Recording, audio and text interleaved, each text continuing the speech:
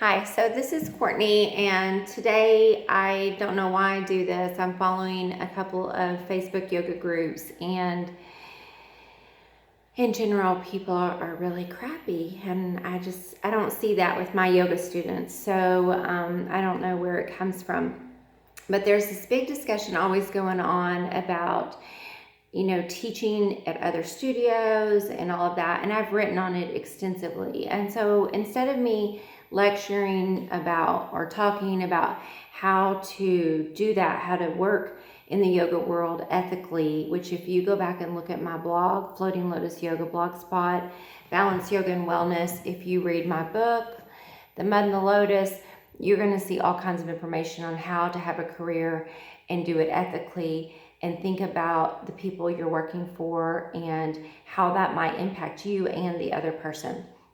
So anyway, I explained that a little bit, and someone got really snippy with me, and it really ticked me off, and I just decided to unfollow a lot of these groups.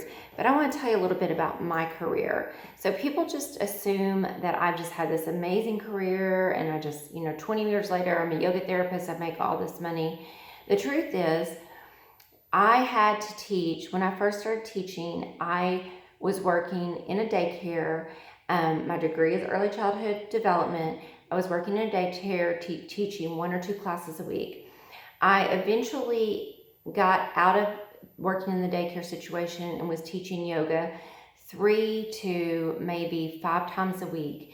I built up over about 7 years teaching and started teaching workshops after I'd been teaching for 7 years. And at that point, I decided to open my school.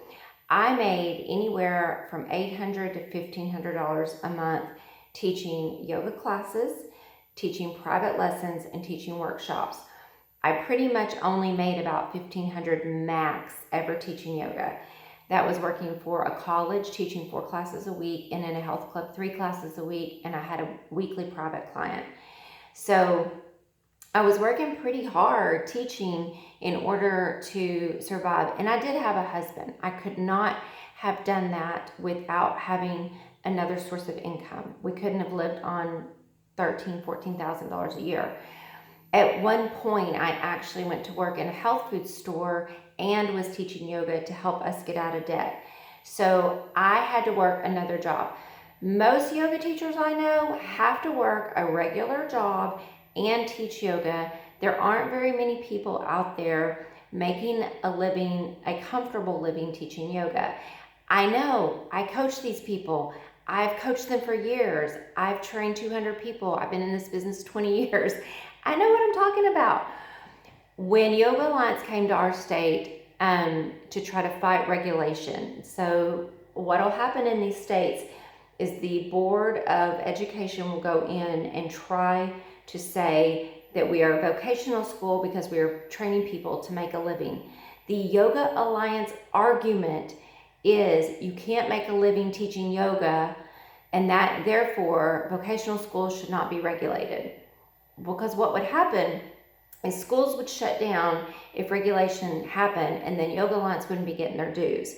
So people need to understand that. If your school is telling you that you can make a full-time living teaching yoga right out of a 200-hour program, it ain't happening.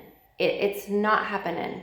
You would have to work yourself to death. I have seen people who teach 30 classes a week to make a living, and they are not very happy yoga teachers. So is it possible? Yes. Is it rare to make a living teaching yoga?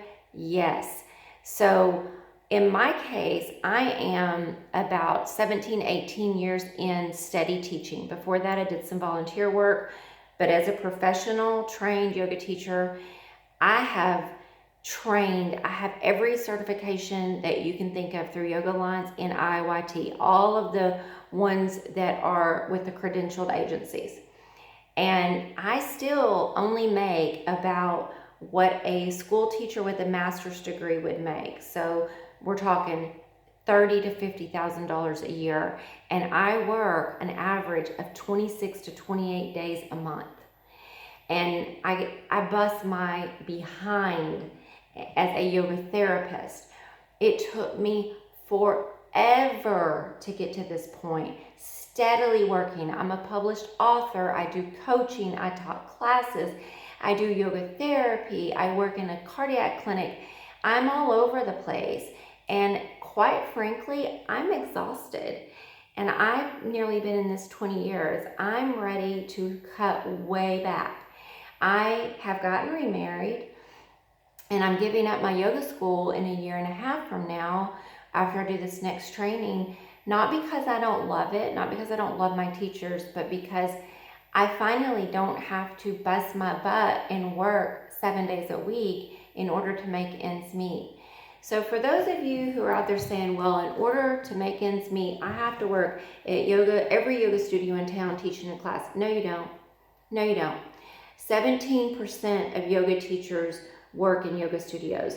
Can you do that ethically? In some cases, yes, you can. I know teachers who do it ethically all the time, and they're very conscientious.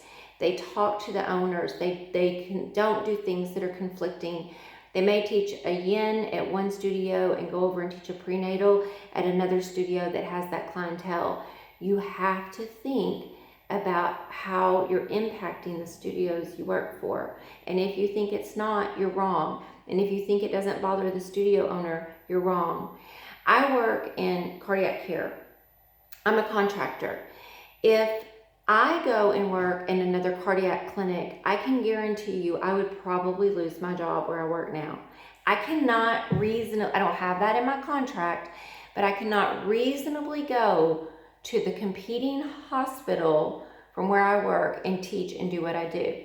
Now, if I went to another hospital and worked in neuropsychology, that would not be a conflict. So you see where I'm going here? If you're a yoga teacher and you're at a primarily younger population, you're teaching prenatal and flow, and you go 30 minutes away and you're teaching a chair yoga, that population is older, you're teaching a chair yoga class, or you're going to the local community college and teaching a class, or the community center, that might not be a conflict. If you've never run a business and you don't know, you need to have an open conversation. I'm so sick of the arguing about this because it's ridiculous for yoga teachers to say, well, if you only make $600 a month, you should be able to work wherever you want. Where does this exist anywhere else? Where does this exist? Hairdressers don't do it. Massage therapists don't do it. Other contractors. I own a roofing company with my husband.